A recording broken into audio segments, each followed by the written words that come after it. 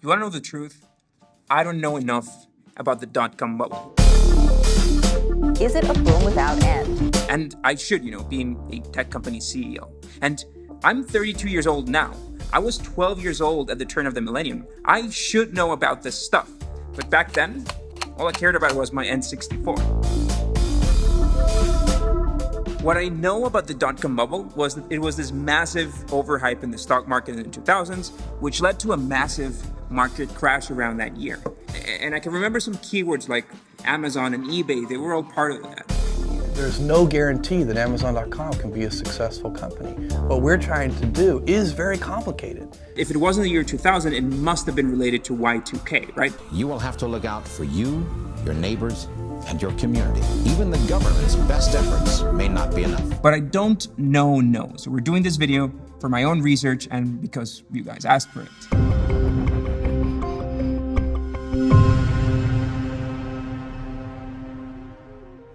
To truly get a grip on what happened, we kind of need to draw a timeline that starts in the early 90s. And the first key moment in that timeline is the release of a web browser called Mosaic. It was released in January 1993, and it was key to making the internet popular.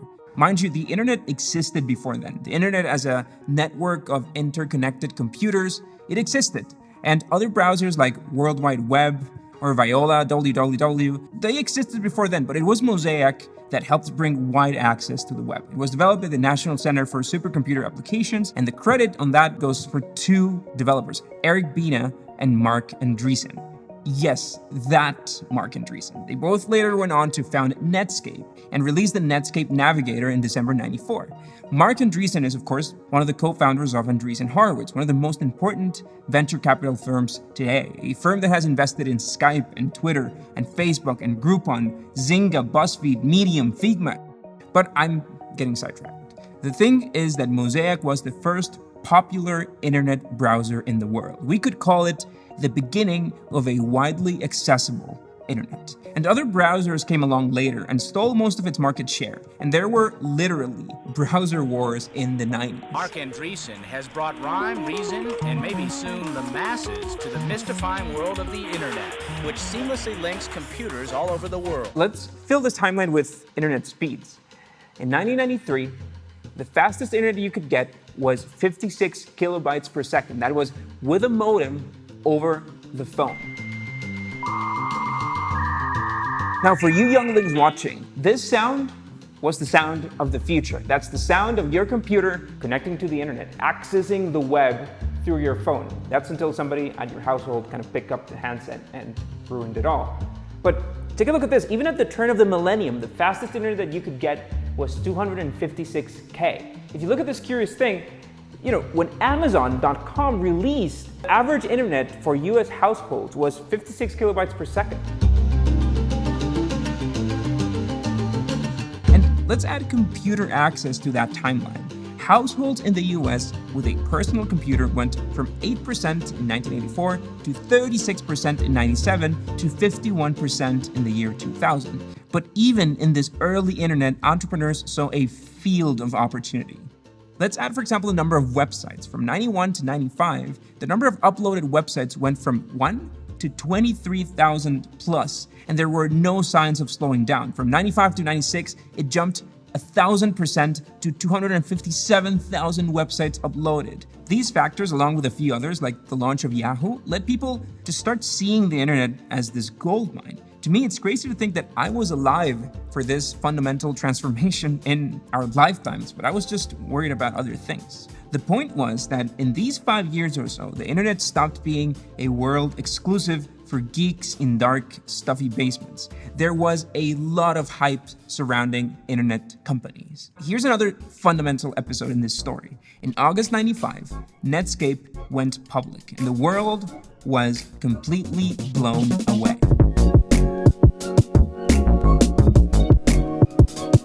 Just to get ourselves in the same boat, going public means a company's shares, which were previously owned by the founders and by private investors, can now be traded by the public in the public stock market. Companies define an IPO price. That's the initial public offering price, or the price per share they expect people will pay at that initial offering. And the point was that Netscape went public at $28 per share. By the end of the day, the price per share had almost tripled to $75 and ended up closing at $58. And now let's remember that Netscape was founded by these guys less than 18 months prior to that. Their valuation went from $0 to $2.9 billion in about a year. This insane soar for Netscape suddenly meant that anything and everything with a .com in its name was a golden ticket to millions of dollars. The web promised new fortunes, and like cowboys driving into the new frontier, investors rushed to inject money into these companies. But there was no restraint. These companies needed to grow as fast as possible to have more and more users. So many companies just invested mostly in advertising. It all together with the true power of the internet. It didn't really matter that many of these companies weren't profitable at all. All that mattered was getting bigger and bigger and bigger. In 1999, for example, there were 457 IPOs, and many of them .com companies.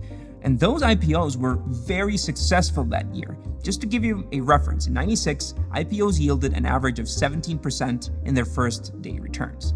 This percentage increased to 58% for non-internet companies in 99. But for .coms, the returns were a stunning 89%. 117 .com companies doubled their price in the first day of trading. In total, from 95 to 2001, 439 .com companies raised $34 billion in capital. This got mixed up with a bunch of other variables. In the late 90s, US's interest rates were at their lowest since the 70s. The government had lowered tax rates on capital gains from 28% to 20%. This meant that investing in bonds, for example, was boring. And if banking was boring, then the bond department at the bank was straight up comatose. On the contrary, investors were now motivated to favor low to no dividend paying stocks over those that paid considerable dividends. For reference on that, a company may decide to pay dividends to its shareholders if it has leftover profits, if the revenue exceeds its expenses, right? So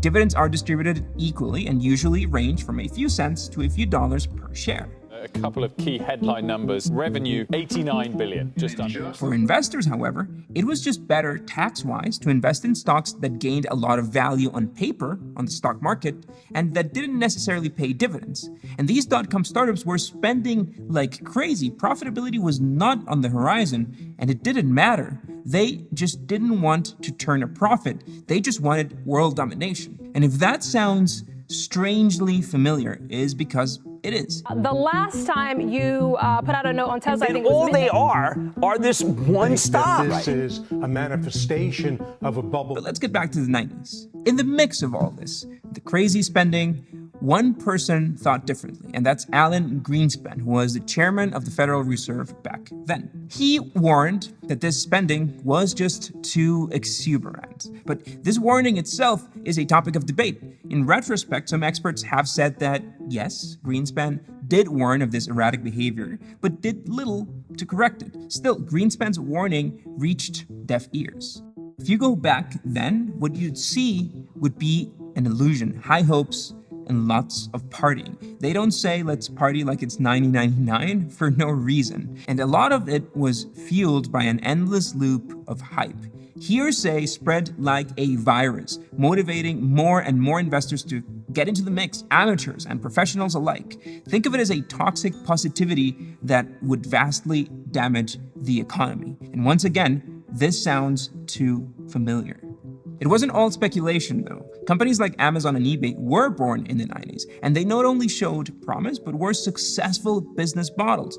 The detail here is that there was only room in the world and in the economy for one Amazon and one eBay. The reality was that most .coms weren't meant for success. And some examples, just for research's sake, and just to give you an idea, there's this company called Buble.com, who was an online clothing retailer that ended up spending $188 million in 6 months. And there was this company called Pixelon, that's a streaming video startup that hosted a $16 million .com party in October 99 that had bands like Kiss, Sugar Ray, and a reunion of The Who. And you're probably too young to understand who The Who is. Get it? Anyway, the point was that there was inevitable FOMO involved in all of this. Such a return was just too much to pass up. But at the same time, it became the perfect storm. And by now, it's just about to blow. Have technology, globalization, and free trade come together to create a truly new economy. We hope that the roaring 90s will stretch on after the ball drops. And when you look past the hype at the end of it all, a company must generate cash and produce a profit eventually. It's that simple.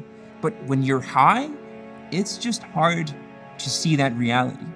These companies were spending crazy dollars on marketing and aspects that had nothing to do with generating revenue or improving their cash flow. If they can continue raising money, why would you want to focus on revenue, right? Why Musk was so determined to tell the street that he wasn't going to raise capital. It's been growing at a remarkable pace. Apple will be the first trillion-dollar company. Part of the problem was that the expectations created by these massive investment rounds, these massive valuations and IPOs was so much expectation that the value of these companies exceeded their capacity to respond. The promised value was just too much for the companies to actually grow to that value. HSBC once reported that companies would have to grow their revenue by 80% a year to satisfy valuations they had back in those years. Microsoft was one of the best performing companies at that time, and it only managed to grow by 50%. On March 2000, the NASDAQ index reached an all-time high of 5,132 points, but the needles that would prick the bubble were just creeping in. And hold on, we've made it all the way to year 2000, and we have not talked about Y2K. What if everything that could go wrong did? 100 days away, after all the talk, all the hype, all the fear. You children of the millennium, you probably won't get why there was so much desperation and craziness around Y2K, because the theoretical problem was that computers in the past century often counted years with just 2 digits, 88, 95. This wasn't programmers being lazy. On the contrary, it was these guys optimizing for the very limited storage at the time. Any additional bit required to store a full year was very expensive. So when the computer clock changed in the millennia, it would go to 00. But how was 2000 different from 1900? They're both 00. Another problem back then was that some programmers may have misunderstood the Gregorian calendar rule on leap years. The rule states that years that are exactly divisible by 100 are not leap years. While that rule is correct, there's an exception to it that states that years divisible by 400 are leap years. And then 2000, the correct answer is 2000 was a leap year. And finally, there was fear that people could confuse the day, month, year format on the date. When you have a 99 at the end, it's easy to tell which one of those numbers is the year. But what if the date is 01/11/05? Which is which? This, by the way, would be much simpler if everyone just adhered to the very logical day, month, year, rather than just mixing them up pointlessly. But anyway, there was fear. There was widespread fear that the world would collapse. Literally trigger the end of the world. Power, water, telecommunication. Tomorrow, what happens to you and the computers in your home and business? The answer is not when you. Your bank accounts could be locked because technically, for their computer, you weren't born yet.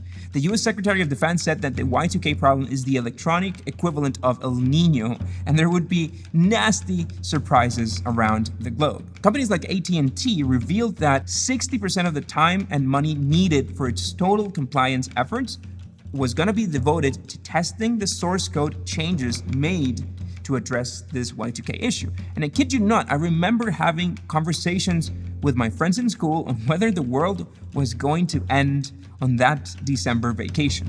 The US had braced the country for the financial chaos that Y2K would cause.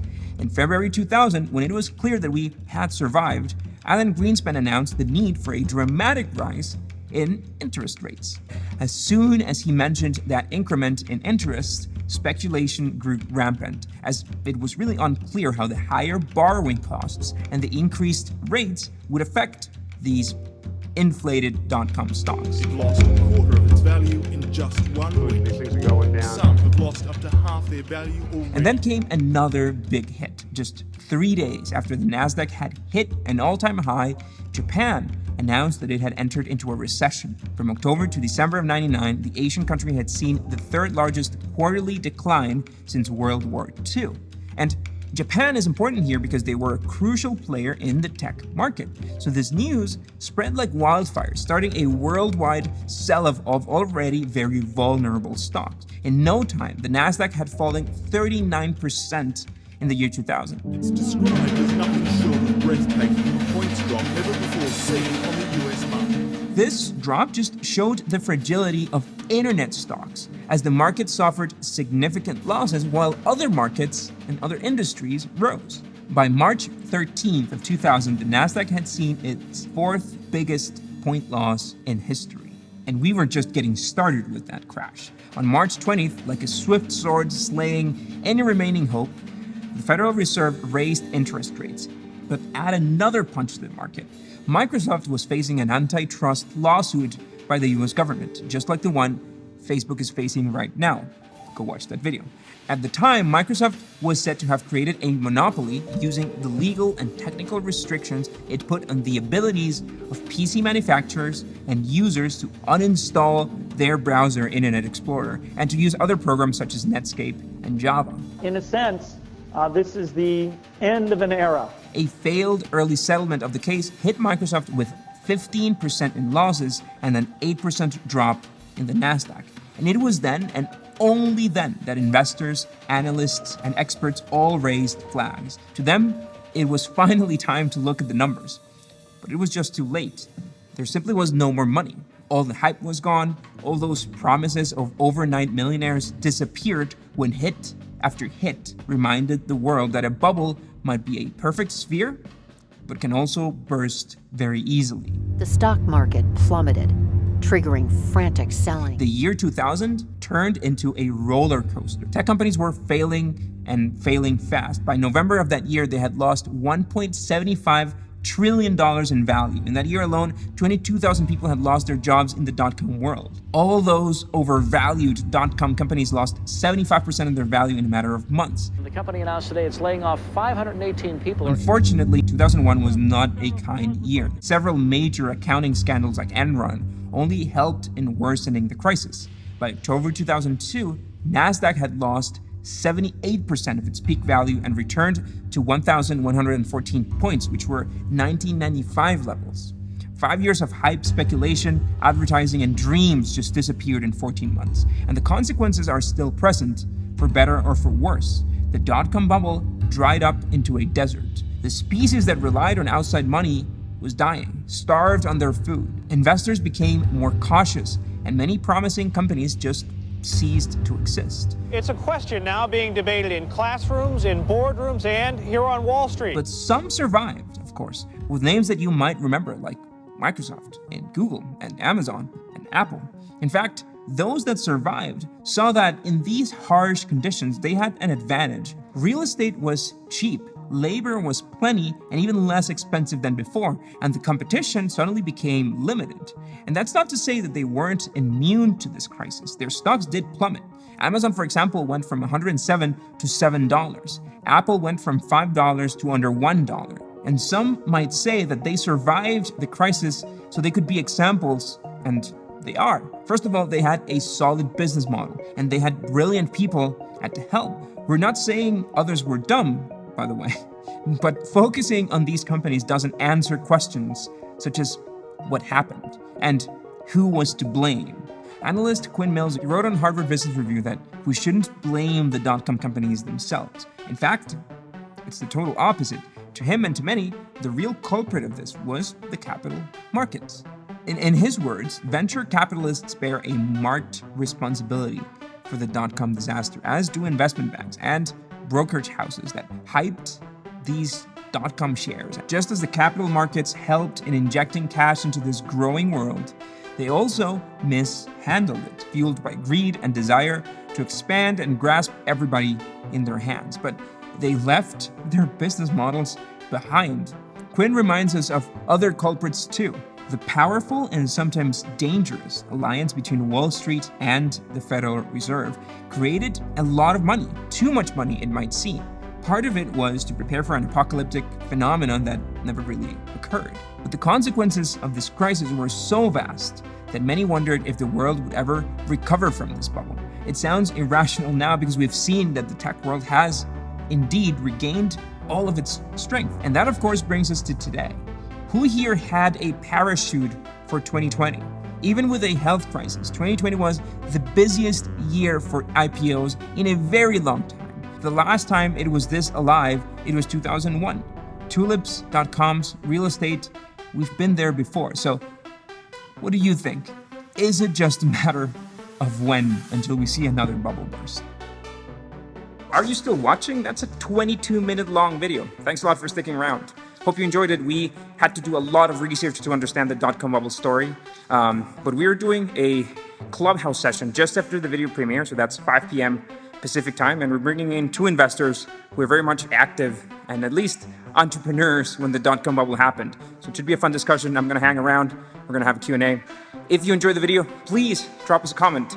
It was really fun to make. We're making another video with the same format for next week, so hit that subscribe button if you want to stick around for that. If you loved it, drop a comment. If you hate it, also drop a comment. We appreciate it, and we'll see you next week.